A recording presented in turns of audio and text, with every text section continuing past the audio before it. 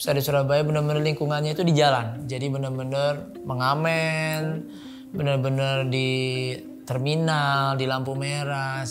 Gue masih ingat waktu itu di Tugu Pahlawan, di Sulung Sambungan, Kertajaya, pokoknya daerah Surabaya lah. Waktu aku nyanyi, dikenal, keluar dari reality show itu.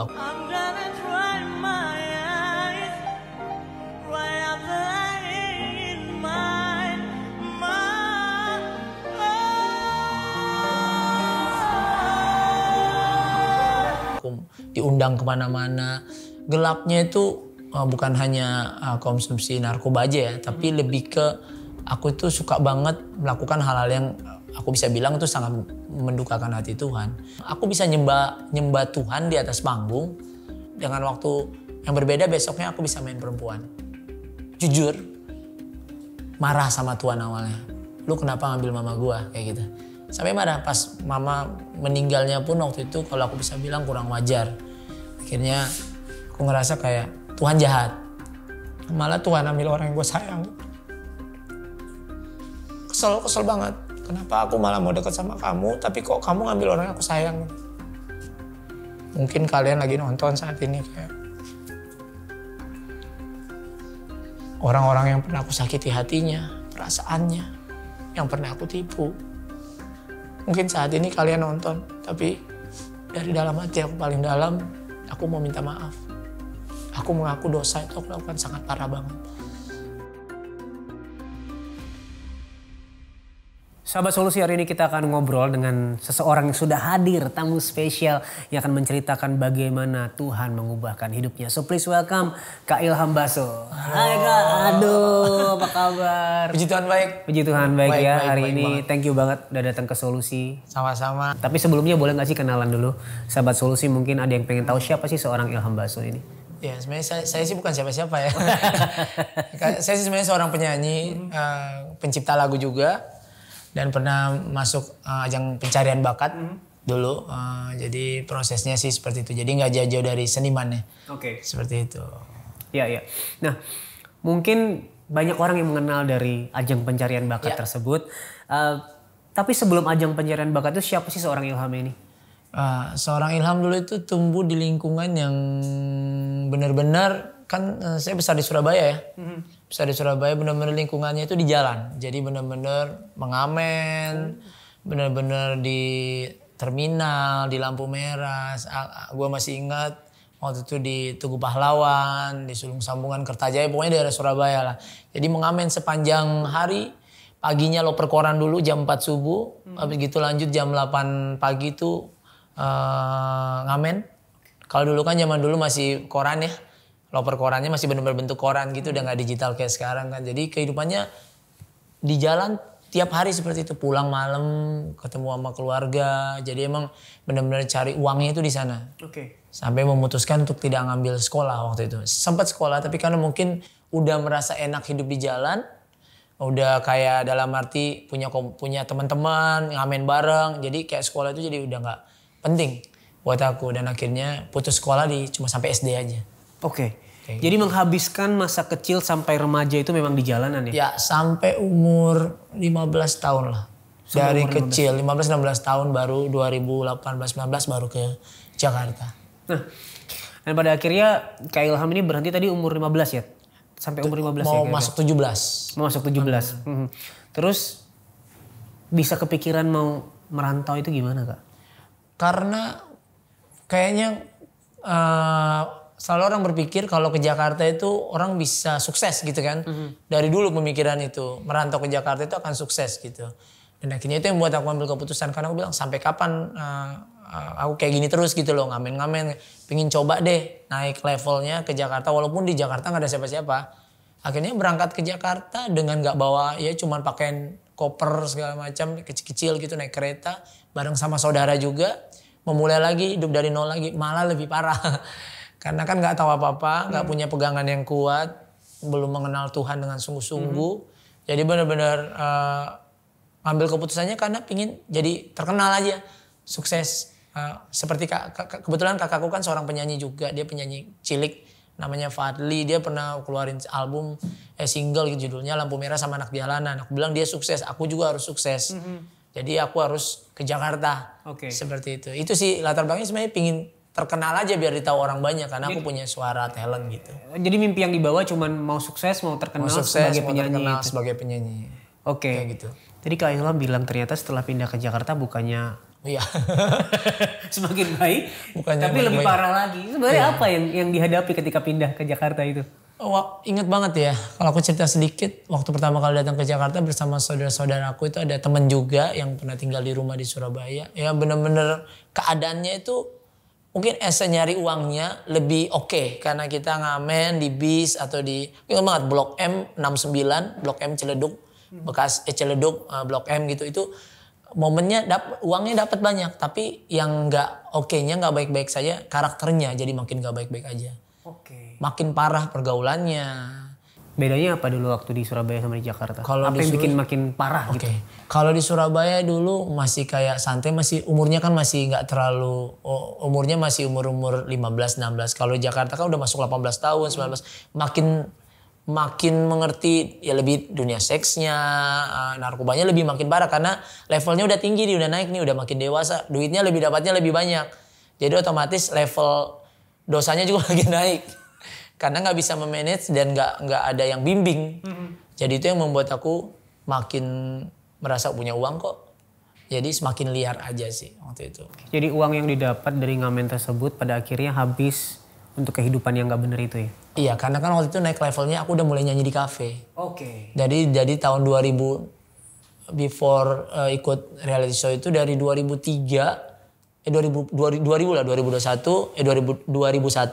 itu aku udah mulai nyanyi di kafe di Jakarta. Jadi daerah-daerah Kemang, daerah-daerah kota itu semua aku main daerah-daerah sana. Oke.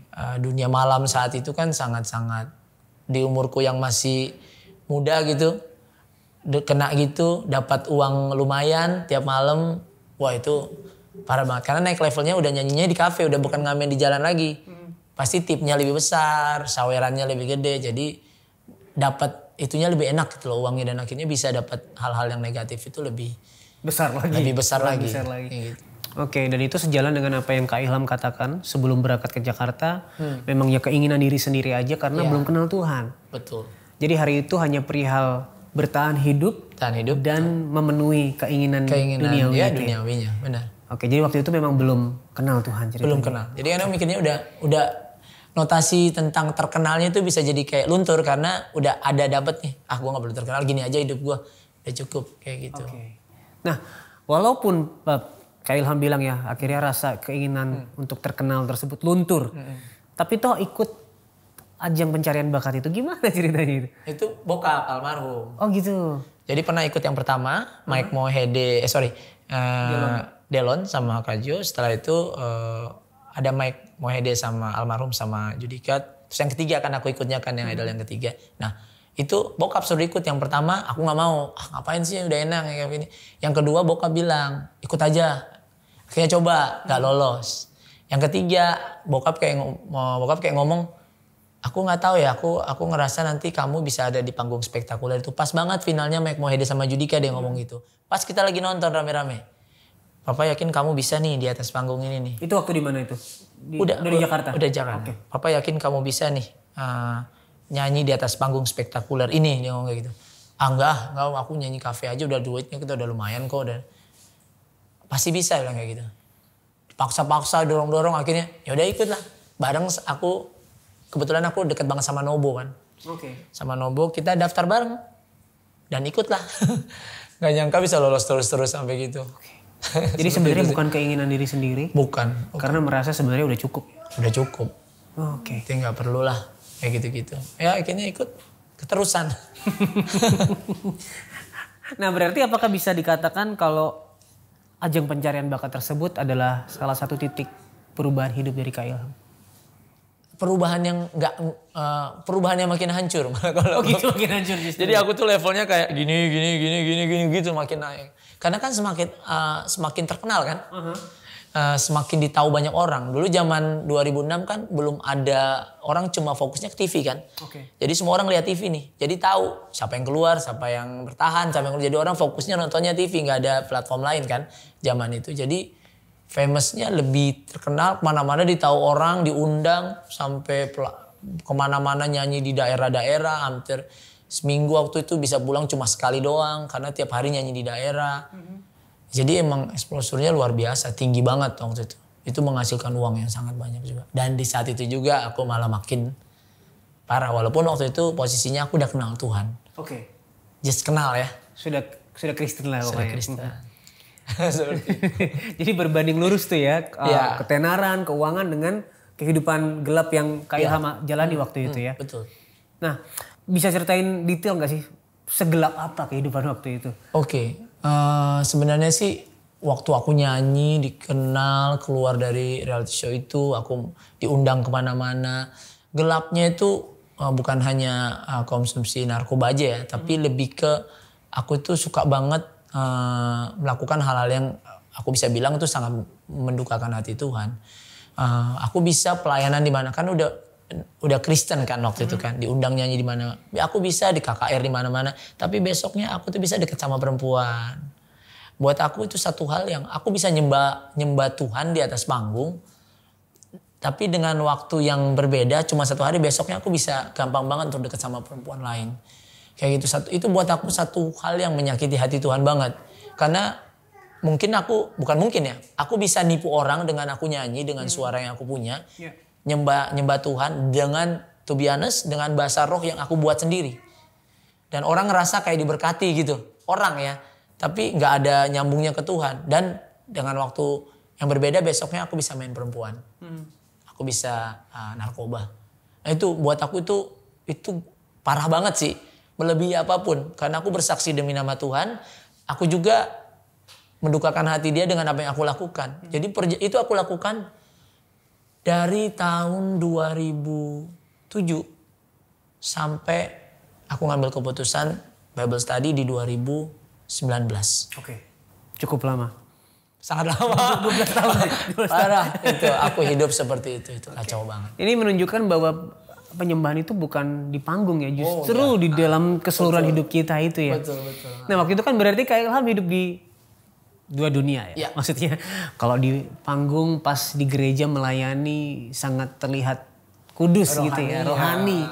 Tapi dalam kehidupan sehari-hari ternyata melakukan banyak hal, terus hidup di dalam dosa. Apa yang hari itu dirasakan? Apakah ada kayak satu tekanan dalam hati, dalam batin Kak Ilham? Aku sih sampai berpikir mungkin saat itu Roh Kudus sudah gak ada. Jadi aku cuma mau make ya skill aku dalam bernyanyi. Aku ngerasa kayak Roh Kudus sudah gak ada. Karena kayak sepanjang perjalanan hidup aku menipu orang, main perempuan, narkoba, tapi tetap pelayanan gitu. Aku ngerasa kayak gak ada yang ngomong dalam hatiku. Kan kadang ada ya Roh Kudus bisa berbicara ya. Tapi aku ngerasa kayak Roh Kudus sudah gak ada. Udah pergi dari aku lakukan aja yang penting dapat keuntungan. Karena aku pelayanan pun aku cari keuntungan. Aku pelayanan kemana-mana, KKR di mana-mana, aku dapat keuntungan dari situ. Yang aku cuman pikirin, aku ke Papua, aku dapat pelayanan, berapa duit nih? Oke, berangkat. Nyanyi.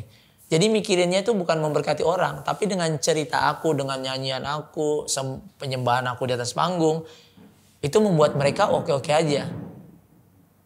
Mereka, aku ngerasa oke kok mereka. Jadi aku ambil keuntungan balik itu. Gak ada rasanya seperti apa. Bener-bener kayak Roh Kudusnya itu udah gak ada sama sekali. Gak ada suara, gak ada. Padahal dalam hati kadang kalau malam mau tidur gitu. Salah gak ya gue lakukan ini kayak gitu. Bener gak sih ya? Perasaan gue kemarin habis nyembah Tuhan kok. Gue bisa, besoknya gue bisa tidur sama cewek lainnya. Kayak gitu. Jadi udah ada perasaan itu. Tapi kayak itu kan ini hidup masih panjang, lo masih muda, jalanin aja hidup kayak gitu. Kalah terus sama itu. Dan itu yang membuat aku ngerasa kayak ya Roh Kudus sudah nggak ada di dalam diriku. Ya udah aku jalanin aja hidup. Yang penting bisa kasih makan keluarga, aku bisa kasih makan diriku, puaskan hawa nafsuku, aman udah. Kayak gitu sih. Waktu itu sempet takut ketahuan gak sih? Maksudnya kan pakai topeng dia. Kalau lagi pelayanan rohani banget. Sempet rasa takut ketahuan gak sih? Itu sih pasti ya. Itu tadi konsekuensinya hidup jadi gak tenang. Tapi sesuatu yang enak yang aku rasakan di dunia itu membuat aku tuh terus lakukan gitu loh. Konsekuensinya gak enak, maksudnya jalan ke sana, setelah deket sama cewek ini, setelah deket sama cewek ini, aduh gimana gue pelayanan besok daerah. Ya jadi milih-milih. Aku nggak mau lagi di daerah ini. Oh, karena udah ada yang Udah tahu. kenal. Akhirnya pindah daerah ini, pelayanan di mana. Jadi milih-milih. Jadi hidupnya sebenarnya sih nggak ada tenang-tenangnya. Tapi secara materi itu dapetin semua. That's why jujur aja aku ada sekarang di posisi detik ini ya. Aku udah ngelihat ya berkat is not only tentang kamu dapat materi. Tapi karakter yang diubahkan itu akan jadi berkat yang luar biasa. Karena kan kalau karakter kita diubahkan dengan benar gitu. Ya itu Tuhan ya yang ada dalam kita. Kalau kita dapat berkat materi apa kita tahu cara memanagenya seperti apa. Jadi benar-benar gak tenang sih hidup. Secara ya mungkin itu Roh Kudus kali ya. Yang membuat gak tenang tuh Roh Kudus kali yang kayak. Tapi aku acukan itu dengan keinginan duniawi yang sangat kuat itu. Oke. Yang aku jalanin itu. Wow. Waktu itu memang nggak ada tempat tertanam atau bertumbuh dalam satu komunitas gitu Kak? Nggak punya waktu itu. Jadi karena kan emang ya aku bilang tadi seminggu aku bisa keluar ke pelayanan ke daerah-daerah itu bisa 4 kali 5 kali. Jadi di rumah itu cuma sehari. Pesawat lagi besoknya nyambung ke sana ke sini. Aku kan ke pedalaman-pedalaman juga kan kayak daerah-daerah Kalimantan, Papua yang dalam-dalam gitu. Terus jadi banyakin habisnya waktu ya ke sana. Karena buat aku ya udah itu pelayananku. Aku pikir aku melayani itu udah cukup. Buat dosa lagi, bikin pelayanan lagi, buat dosa lagi. Jadi udah kayak dihapuskan kok pola pikirnya dulu. Setelah aku pelayanan di sini pasti dihapusin dosa-dosa gue. Oh, jadi dosanya dihapuskan lewat pelayanan. Iya, itu dia. itu mengerikan tuh. Oke. Nah, yang jadi titik balik apa nih Kak? Nah, yang menjadi titik balik sebenarnya itu saya punya sahabat dulu namanya Guntur Simbolon. Kami berteman itu udah dari tahun 2003. Kami ada ikut salah satu ajang namanya Bang Vicky Sianipar yang buat namanya itu apa namanya aku sampai lupa. Nggak apa-apa suaramu kenceng aja nggak apa-apa. Oh ya ada namanya ajangnya Suara Bunda Bermazmur. Itu aku ikut ketemu Guntur situ kita berteman sahabat segala macam. Nah setelah itu lama nggak ketemu lagi aku ikut reality show itu akhirnya ketemu lagi setelah lewat di saat nakal-nakalnya aku 2018. 2000 udah mulai capek umur juga akhirnya ketemu dia lagi kita ngobrol dia ngajak aku ikut ke Bekasi Gospel Project itu. And then sebelum Bekasi Gospel Project berlanjut dia ngajakin Ham kamu mau Bible study nggak? Pas dia ngomong Bible study ngapain? Gue udah tahu Alkitab kok gitu. Isi Alkitab gue udah tahu semua maksudnya dalam hati sombong kan ngerti gue apa lu sebut gue tahu kok. Guntur tenang banget dia cuma bilang kamu tahu kamu jalanin nggak? Pas dia ngomong kayak gitu langsung kayak ya udah disekak nih gue nih. Kalau aku ngomong aku jalanin nggak mungkin karena emang nggak gue jalanin. Emang cuman tahu. Akhirnya dia ngajakin pelan-pelan dia masuk aku ikut BGP karena ikut BGP juga awalnya tuh karena Regina Noela ada di situ kan. Aku pikir karena kesombongan aku kan orang dulu sombong banget ya. Aku pikir Regina Noe kan junior gue. Pasti gue lebih bagus dari mereka. Jadi gue ingin masuk situ. Jadi membuktikan kalau gue lebih bagus dari mereka. Walaupun mereka juara 1 dan gue gak juara. Tapi setidaknya gue lebih bagus dari mereka. Itu keinginan pertama pengen masuk BGP. Dan akhirnya berjalannya waktu setahun. Guntur tawarin itu. Lagi dia tawarin. Ayo ikut Bible study mau gak? Coba deh. Coba mulailah Bible study. Ternyata di situ titik baliknya. Akhirnya aku bisa ngelihat bahwa yang diubahkan itu bukan apa yang kamu punya saat ini, yang diubahkan itu karaktermu.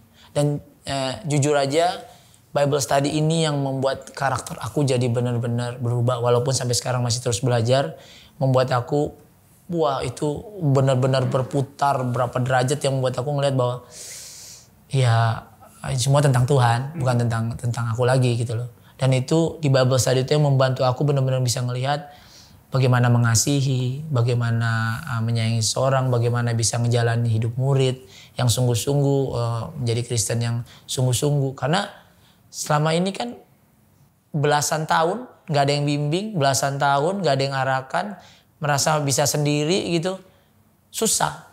Aku Bible study itu hampir 1 tahun lebih.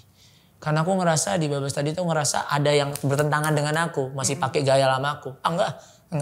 Tapi kesabarannya Guntur, kesabarannya Regina, Noela dan teman-teman yang lain itu membuat aku ngeliat kok Gina bisa gini ya, dia kok bisa kayak gini ya. Noela ini kan orang-orang yang bisa sombong. Maksudnya orang yang bisa sombong tapi mereka nggak lakukan itu. Mereka hidupnya benar-benar, dan aku ngelihat kehidupan mereka sehari-hari karena kan kita deket kan. Dan itu yang membuat aku akhirnya lanjutin Bible study. Aku ajak sama istriku, sebelum itu kami belum menikah. Di sepanjang perjalanan Bible study pun aku sama istriku kita masih punya hubungan yang gak bagus. Karena sebelum itu kita nikah aku ajak dia ke Jakarta. Untuk tinggal bersama. Itu gak benar kan. Tapi itu buat aku ngerasa kayaknya Roh Kudus sudah ada gitu loh bicara dalam diriku kayak Ham, gak bagus deh lu lakuin itu. Akhirnya pas banget benar-benar titik baliknya itu waktu aku ngambil keputusan untuk confess, mengaku dosa ke pembimbingku Guntur dan pendeta kita. Waktu momennya pas mama meninggal. Itu momen itu benar-benar titik baliknya karena waktu itu aku udah tinggal sama-sama, aku nggak ngomong sama mereka tapi Bible study-nya tetap jalan. Itu kan dosa lamaku ya, rohani tapi masih hidup dalam dua dunia. Itu dia. Ya. Akhirnya momennya titik baliknya waktu nyokap meninggal, aku udah gak kuat di rumah duka. Aku bilang, aku ngomong sama istri, aku panggil pendeta, aku panggil Guntur, gue mau confess.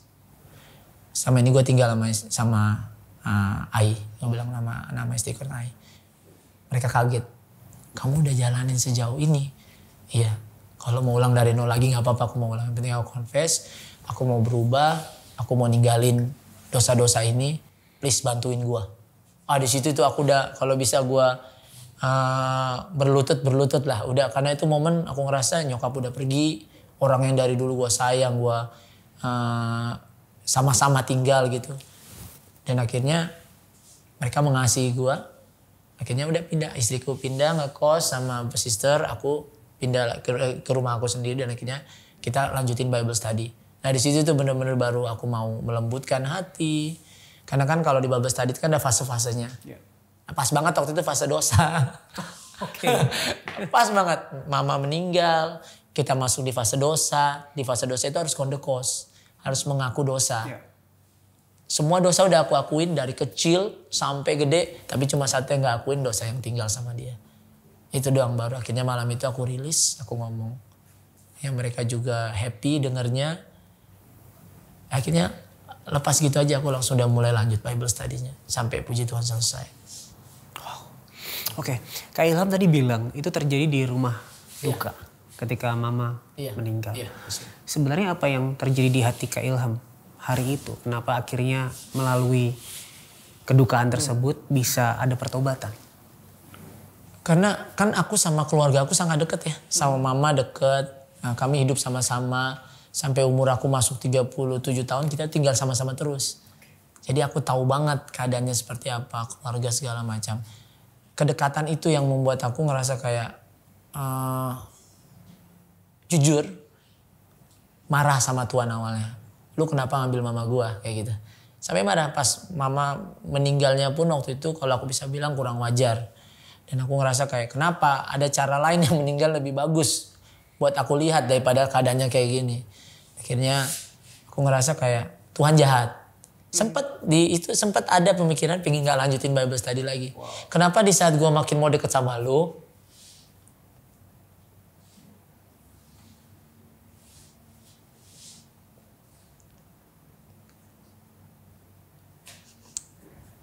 malah Tuhan ambil orang yang gue sayang. Kesel banget. Kenapa aku malah mau deket sama kamu, tapi kok kamu ngambil orang yang aku sayang. Tapi bersyukur banget ada Guntur, ada pembimbing, ada teman-teman yang lain yang bantu aku. Untung aku bisa ngelihat, weh, lu gak sendiri. Tuhan mengasihi kamu banget gitu. Oke, thank you. Makasih. Ya, jadi itu momen membuat aku marah, pingin pergi, udah gak mau lanjutin. Kalau aku salah ngambil keputusan waktu itu, aku makin hancur. Mungkin aku gak di sini saat ini.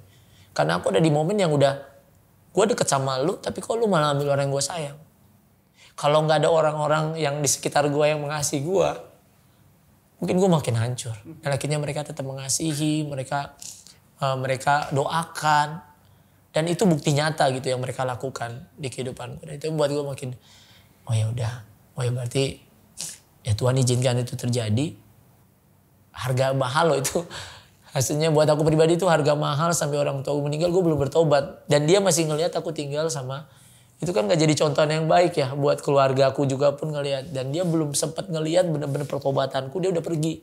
Itu satu hal yang gak bisa. Ya kalau aku cuman bisa paling saat ini aku cuma doa sama Tuhan. Tuhan boleh gak lah sampaikan ke mamaku kalau hidupku sekarang udah gak kayak dulu gitu. Sorry. It's okay. Butuh tisu lagi? Udah. Minum juga boleh, minum juga. Minum dulu. Ya. Ya seperti itu. Iya. Wow.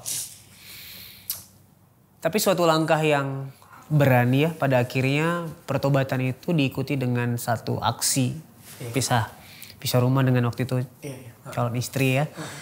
Tapi selain itu apa yang berubah dalam hidup Kak Ilham? Wah banyak banget ya, walaupun sekarang masih terus belajar ya. Lebih ngambil kayak keputusan, belajar untuk bisa seek advice sama orang yang lebih ngerti, yang lebih, karena kan umur yang udah 40 tahun seperti ini, lebih malah udah masuk 42 tahun, aku merasa gue nggak butuh advice, gue bisa kok ngejalanin sendiri. Ternyata nggak bisa. Hidup murid Tuhan aja, zaman hidup murid mereka sama-sama kok semuanya. Kalau kita lihat di firman Tuhan ya, maksudnya lu nggak bisa jalan sendiri. That's why yang sangat merubah aku itu komunitas. Aku bilang Baik Bekasi Gospel Project adalah salah satu komunitas yang bisa merubah aku. That's why yang aku bilang tadi, jujur rasanya karakter yang banyak dirubah banyak banget. Aku dulu penipu, pembohong, pemain perempuan, semuanya aku lakukan. Itu tuh semua bisa pelan-pelan hilang gitu. Apalagi sekarang udah punya keluarga, punya anak, tanggung jawabnya lebih besar. Dan itu bisa membuat aku melihat bahwa ya Tuhan ngasih kesempatan buat gue di saat ini. Bisa ngeliat anakku sekarang aja satu 4 tahun, satunya 8 bulan, itu buat aku ngerasa kayak wow, itu mujizat sih. Kalau nggak dulu gue nggak tahu bisa ngeliat istriku yang aku selalu buat dia tersenyum gitu, buat aku itu mujizat sih. Jadi banyak banget karakter yang Tuhan rubah di kehidupanku saat ini. Tapi tetap masih terus belajar sampai sekarang. Sampai kita meninggal nanti kita akan terus disempurnakan ya. Betul banget. Nah, gimana pada akhirnya Kak Ilham ini memaknai pertobatan? Dulu kan katanya sempat ya Kristen tapi tidak menjalani hidup seperti orang Kristen, pengikut Kristus. Bagaimana Kristus telah hidup. Sekarang gimana memaknai kehidupan yang sekarang? Kalau cuma boleh satu kata, bersyukur ya. Itu. Tapi kalau mau dia agak jembrengin dikit, jembrengin gak bahasanya. Banyak juga gak apa-apa. Ya, lebih kayak, lebih benar-benar melihat Tuhan itu bekerja itu luar biasa. Tapi harus ada effort juga dari kita gitu loh. Dari aku. Kalau aku gak ngambil keputusan juga untuk berubah, itu gak bakal ada perubahan. Mungkin dengan gampang Tuhan merubah orang gitu kan. Gampang. Tapi kan Tuhan mau juga ngajarin kita. Ngajarin aku untuk bisa punya tanggung jawab. Apalagi Tuhan udah kasih tanggung jawab yang besar saat ini. Punya anak, punya istri. Itu tanggung jawab yang gak main-main loh. Jadi aku melihatnya benar-benar Tuhan tuh bekerja luar biasa.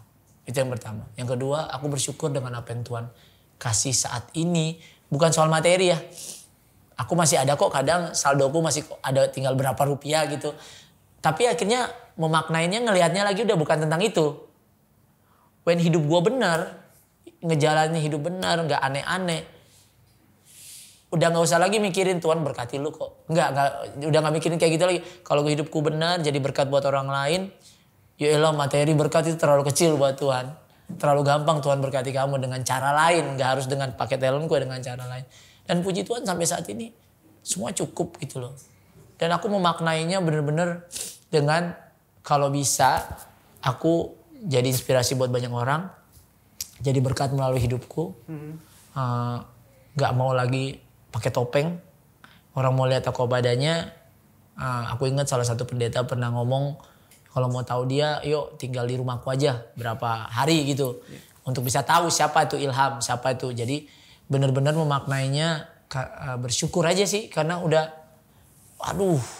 kalau mau ngomongin kebaikan Tuhan, aku gak tahu lagi deh.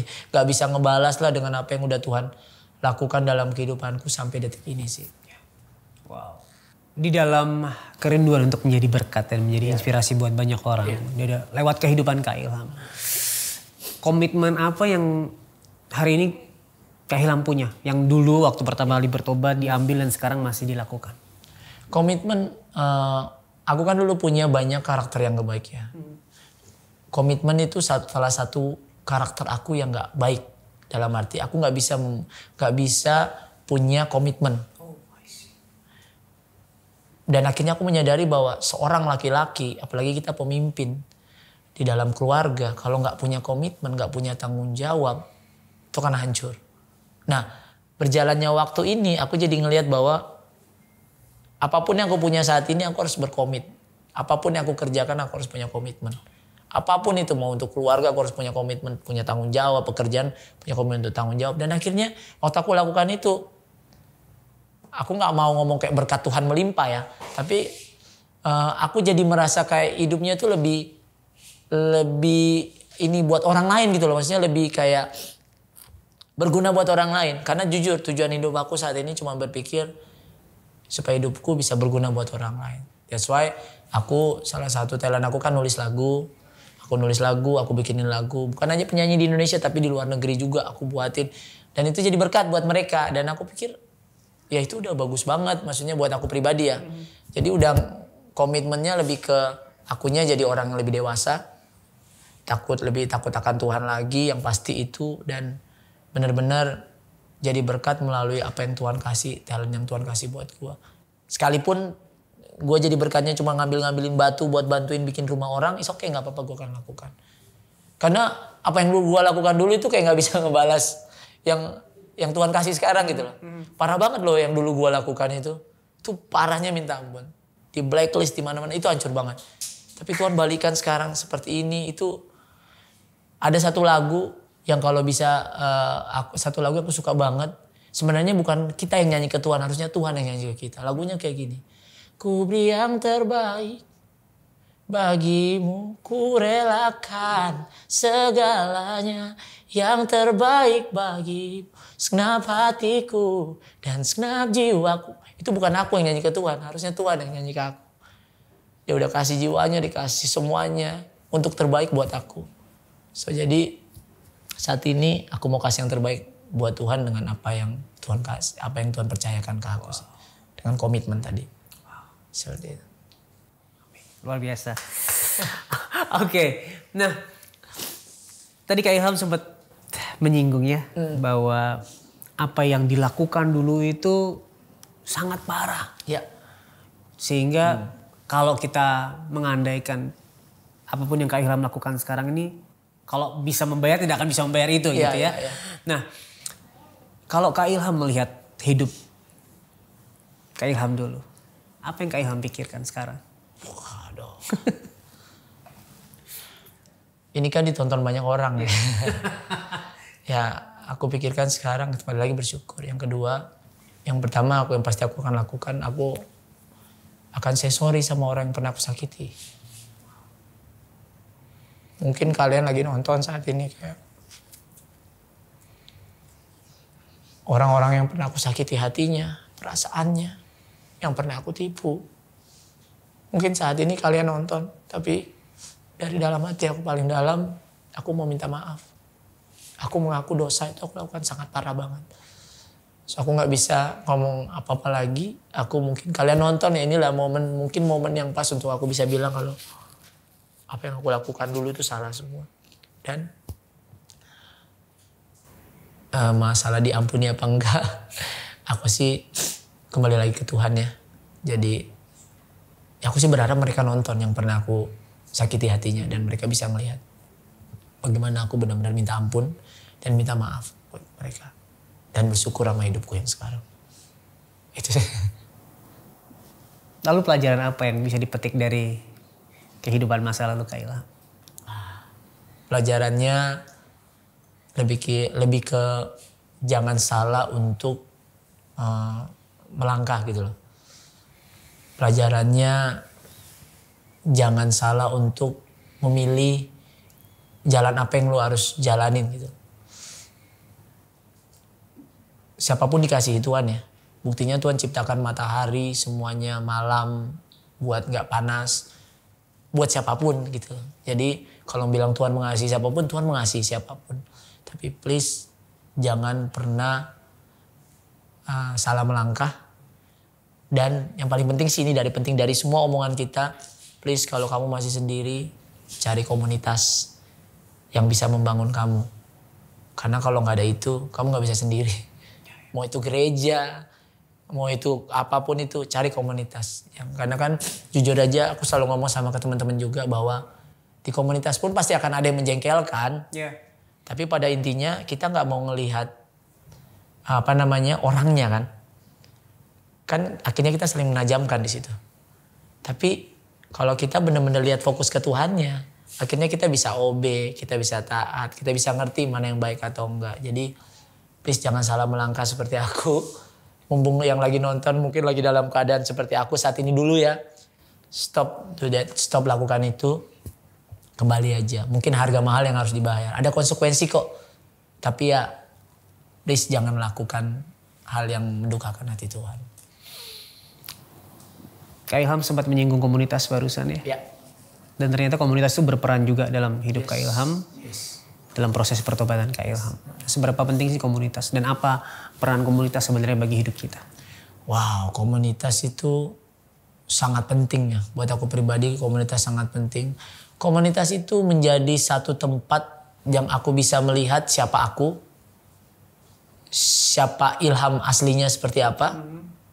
Dan siapa palsunya Ilham itu. Karena di komunitas itu akan terlihat gitu loh. Aslinya kita itu seperti apa. Seperti itu. Tapi waktu kita masuk dalam satu komunitas yang aku bilang tadi, sempat singgung tadi bahwa please jangan lihat orangnya. Karena ya kembali lagi udah banyak umum lah. Kalau kita lihat orang pasti akan mengecewakan satu saat nanti. Tapi waktu kita lihat Tuhannya, kita punya hubungan intim sama Tuhan. Udah otomatis kok orang yang gak baik sama kita itu akan dijauh-jauhkan sama Tuhan. Tuhan pasti akan tempatkan kita di tempat yang bisa mengasah kita, karakter kita. Karena buat aku pribadi mengasihi kan bukan tentang kita dikasih sesuatu aja kan.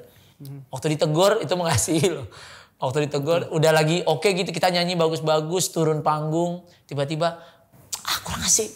Kenapa? Oh iya kayaknya aku tadi nyanyinya di bagian sini itu kurang oke. Ya next lebih bagus lagi ya. Nyanyinya. Yang tegur itu orang yang baru nyanyi. Sedangkan kita seorang profesional yang udah biasa nyanyi gitu. Yang tegur orang yang baru jadi singer contoh. Itu sakitnya gimana coba? Kalau kita gak punya kerendahan hati untuk melihat. Oh ya berarti mungkin Tuhan mau bicara melalui dia supaya kita punya kerendahan hati. Kayak gitu. Karena kan itu membantu banget aku pribadi. Jadi komunitas itu bantu banget untuk aku bisa bertumbuh lebih dewasa. Dan akhirnya bisa melihat bahwa ya inilah tempatmu untuk kamu bisa berbuah buat banyak orang. Jadi please teman-teman semuanya jangan sendiri. Kamu gak bisa sendiri, kamu butuh komunitas, kamu butuh church, kamu butuh gereja yang bisa membantu kamu. Tapi please fokusnya jangan ke orangnya. Ke Tuhannya aja. Karena nilainya akan beda kok. Bedanya gini, ini menurut aku ya, nilainya beda. Kalau kita di satu komunitas takut sama seseorang dalam arti kita cuma ngelihat orang itu aja. Sama takut sama Tuhan itu akan sangat berbeda. Karena waktu kita takut sama Tuhan, mau orang itu kayak apapun, itu nilainya pasti akan tetap nilai yang mengasihi, menegur. Tapi kalau kita lihatnya orang itu aja, akhirnya kita jatuhnya ngelihatnya dia buat kesalahan, kita kecewa, kita pergi. Buat kesalahan siapapun, jadi yang salah bukan komunitasnya, yang salah bukan gerejanya, yang salah dirinya kita. Yang gak punya hubungan intim sama Tuhan. That's why aku selalu sama istri, kita selalu bersaat teduh bareng, kita berdoa bareng. Itu membantu banget untuk kita bisa selalu punya hubungan intim sama Tuhan. Ya. Seperti itu. Tapi perlu diingat juga ya gereja itu gak ada yang sempurna. Yes. Karena isinya kita. Kita kan juga gak sempurna ya kan? Iya. Iya benar, isinya gak sempurna juga. Iya. Betul. Kalau ada gereja yang sempurna, kemasukan kita yang gak sempurna, jadi gak sempurna juga gerejanya. Iya benar. Jadi komunitas itu perlu ya, karena di dalamnya kita saling mendukung, saling menjaga juga ya, termasuk saling mengingatkan dalam kehidupan. Mungkin ada yang jatuh dalam dosa bisa dibantu untuk. Bener banget, karena banyak teman-teman banyak yang tanya ke aku, bang, tapi di komunitasku begini bang, tapi komunitasku begini bang. Ya aku selalu cuman bilang sama dia, ya berarti lu masih lihat orangnya. Kayak gitu. Nah kalau seandainya ada 100 orang, semua orangnya kayak begitu, 100 orang tuh bisa akan kalah dengan hubunganmu dengan Tuhan. Dalam arti kalau lu udah punya nilai firman Tuhan, intim sama Tuhan, kecil buat Tuhan itu untuk bisa merubah orang itu. Dan akhirnya komunitasnya jadi sehat. Jadi hanya fokusnya hanya ke orangnya akhirnya nggak ngelihat Tuhan bekerja di komunitas seperti apa. Kayak gitu. That's why kayak BGP yang kita buat kemarin. Gue juga bersyukur bisa kenal teman-teman Undivided juga. Kemarin kita collab bareng. Itu buat aku sih gokil sih. Maksudnya gokil dalam arti gak pernah gue bayangin gue pernah di posisi itu. Di posisi saat itu loh. Nyembah Tuhan sama-sama. Dulu gue di atas bangun juga di ribuan orang. Dengan gaya seperti itu. Tapi nipu orang banyak. Bisa ada di posisi itu sekarang punya komunitas. Ini sih udah buat aku sih luar biasa sih. Tuhan baik banget. Amin. Kalau aku minta Kak Ilham untuk memberikan satu kalimat yang menggambarkan siapa seorang Ilham Basso dalam terang kasih karunia Tuhan yang sekarang. Satu kalimat dong, satu kalimat. Satu kalimat itu gimana ya? Contoh? Bisa panjang nih, satu kalimat kayak gimana contohnya? Misalnya Ilham adalah orang yang punya masa lalu gelap tetapi kini sudah diselamatkan oleh tangan Tuhan yang beranugerah. Misalnya gitu. Jadi itu udah bagus tuh. Oh, terima kasih. Jadi aku yang bikin ya. Oke. Jadi mau lagu kan Ilham yang dulu bukan sekarang jadi kayak gitu. Iya, lebih Ilham yang dulu masa lalu Ilham mengajarkan Ilham untuk bisa melihat Tuhan itu tetap bekerja sampai detik ini. Wow. Masa lalu Ilham bisa membuat Ilham melihat Tuhan tuh setia dan gak bakalan pernah tinggalkan Ilham sampai detik ini. Wow. Itu sih. Oke. Dan itu menunjukkan bahwa tidak ada masa lalu yang terlalu gelap untuk Tuhan ubahkan. Betul banget, setuju banget. Jadi kalau teman-teman punya masa lalu, jangan malu-malu untuk bercerita sama teman yang kita merasa dia rohani. Gak usah tahu, kadang kan orang dipendam sendiri. Please cerita aja sama teman-teman rohani yang kamu lihat dia rohani gitu, kehidupannya benar, cerita aja karena nggak bisa kita pendam sendiri. Nah akhirnya itu membuat kita jadi makin terintimidasi sama iblis lagi kan. Udah lu aja yang tahu, yang lain nggak perlu tahu. Padahal Yakobus jelas-jelas banget bilang kan kalau saling mengakulah dosamu supaya kamu sembuh. Kita ini orang sakit semua. Iya. Seperti itu sih. Selain terbuka untuk mengaku dosa kepada orang yang mungkin bisa membimbing kita dalam komunitas. Apalagi yang perlu dilakukan oleh orang yang rasanya pengen banget bertobat tapi kayaknya kok duniaku terlalu kelam nih. Hidupku terlalu gelap. Ya kadang itu pertanyaan buat aku sih itu banyak banget anak-anak muda yang lagi ngalamin sekarang ya. Aku gak bisa pungkiri banyak banget. Dan akhirnya mereka gak berani cerita. Yang paling penting adalah bercerita aja. Apa yang kamu rasain dulu, apa yang kamu lakukan saat ini mungkin. Kadang kan ada perbedaan tuh, hidup dalam dosa sama jatuh dalam dosa. Kalau hidup di dalam dosa kan berarti dijalanin. Kita mungkin saja bisa jatuh dalam dosa. Mungkin keluar dari sini, tiba-tiba gue keluar mobil gitu. Mobil gue keluarin, tiba-tiba ada yang nyerempet dikit, tiba-tiba gue bilang, kodok lu. Bisa jatuh dalam dosa gue. Udah marah kayak emosi. Itu jatuh dalam dosa. Nah kalau hidup dalam dosa kan, serempet dikit, kodok lu. Nih, kodok lu. Nih, kodok lu. Setiap hari kayak gitu. Itu hidup di dalam dosa. Jadi please cerita. Jangan disimpan sendiri. Karena simpan sendiri itu akan membuat kamu jadi makin sakit. Iblis intimidasi. Akhirnya kamu pergi dari komunitas, kamu keluar, kamu jauh dari Tuhan.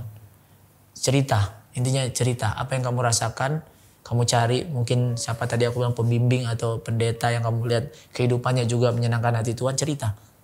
Gak usah malu, kadang kita malu ya. Cerita, aduh kan kalau gue ceritain dulu gue gini, gue malu nih, ketahuan nih dosa gue.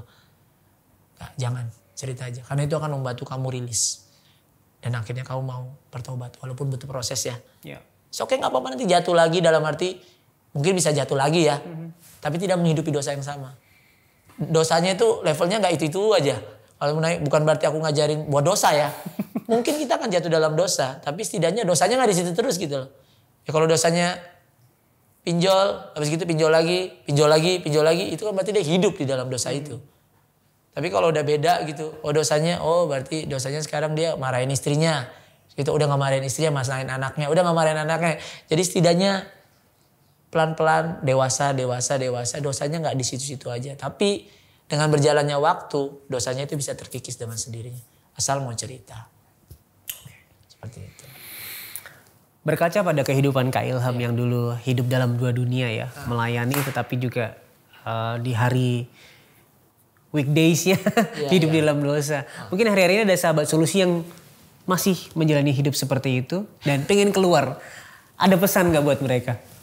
Ya, firman Tuhan bilang apapun yang kamu perbuat, perbuatlah itu untuk Tuhan. Ya.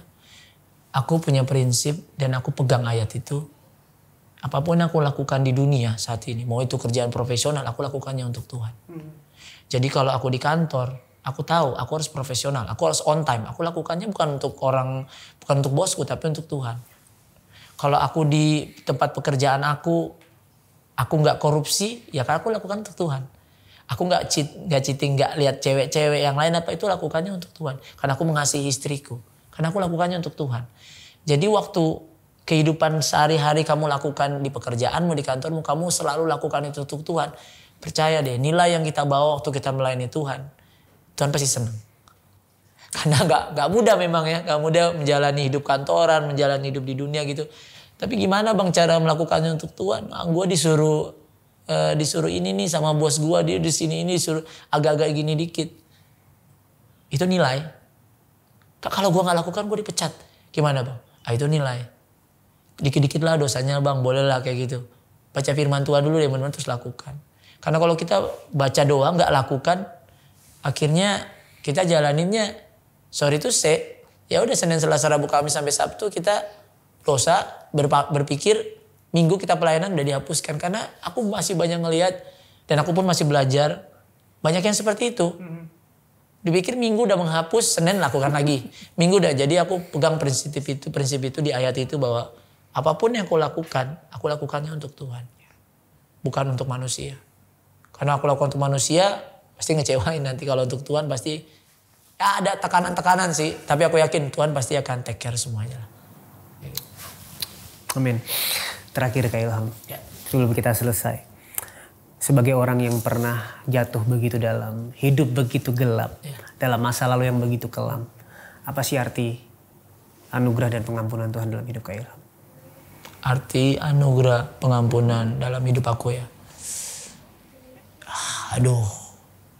Mulai kalau tanya tentang itu mulai mau mewek lagi nih gua. Karena latar belakang yang aku bilang tadi, anugerahnya itu nggak bisa dinilai ya. Nggak bisa dinilai dengan apapun. So aku melihatnya saat ini sangat kagum sih sama Tuhan. Dengan cara kerja Tuhan sampai detik ini. Walaupun aku udah mau masuk 42 tahun, aku tahu masih panjang perjalanan. Kekaguman aku ke Tuhan, itu yang akan aku lakukan untuk aku bisa jadi berkat buat orang lain. Karena dia udah lakukan banyak hal dalam kehidupanku. Di saat gue melakukan dosa dulu, dia masih ada loh di situ. Dia nggak ninggalin gue, dia tetap ada. Sampai hari ini gue di sini, dia tetap ada gitu. Jadi itu bukti aku sangat kagum sama Tuhan. Ditukar dengan apapun, asalkan Tuhan tetap ada, aku mau. Gak mudah, tapi aku mau. Karena udah banyak hal yang aku lakukan dulu menyakiti hati Tuhan. Ditukar dengan apapun aku mau. Yang penting please, Tuhan jangan tinggalin aku. Itu aja aku minta, Tuhan jangan tinggalin aku. Udah itu aja. Oke, yang pasti anugerahnya itu melebihi segala kesalahan, melebihi segala masa lalu kita ya. Gak ada yang terlalu gelap untuk anugerahnya menjangkau hidup kita. Okay. Thank you Kak Ilham. Siap. Buat sharingnya di Solusi. Makasih. Thank you banget. Berdoa biar melalui pelayanannya bisa lebih lagi menyampaikan tentang kebaikan dan kasih Tuhan. Amin. Nah buat sahabat Solusi yang hari ini merasa hidup dalam kegelapan, kehidupanmu terlalu kelam untuk kamu bertobat, dan kamu merasa sendirian dalam menghadapi ini, saya mau ingatkan kamu tidak pernah sendirian. Kamu bisa bercerita kepada kami dengan menghubungi nomor yang ada di bawah ini. Ini adalah nomor layanan doa Cahaya Bagi Negeri. Kami siap untuk mendengarkan cerita kamu dan mendukung kamu di dalam doa. Ingat, satu langkah kecil akan memberi dampak yang besar di dalam kehidupan kamu. Kami tunggu ya. Ingat, Tuhan Yesus sangat mengasihimu. Dan apapun permasalahanmu, di dalam Tuhan pasti ada solusi.